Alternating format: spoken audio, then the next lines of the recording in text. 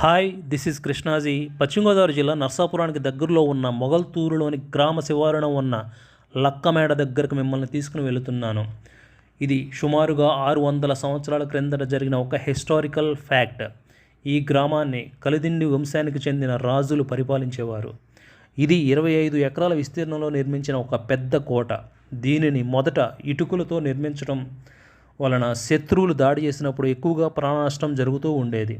తరువాత భారీ మట్టి శుద్ధలను వివిధ ప్రాంతాల నుంచి ఏళ్ల తరబడి సేకరించి పునర్నిర్మించడం జరిగింది. అయితే కోట పలుమార్లు నిలబడలేక పడిపోతూ ఉండటం జరిగేది. రాజవంశీయుల ఫోటో గ్యాలరీ కూడా మీరు వీక్షించగలరు. చివరిగా కోట ఎలా నిలబడింది, ఎలా సాధ్యం, ఏమిటా రహస్యం, ఏం చేశారు? Wait for second part.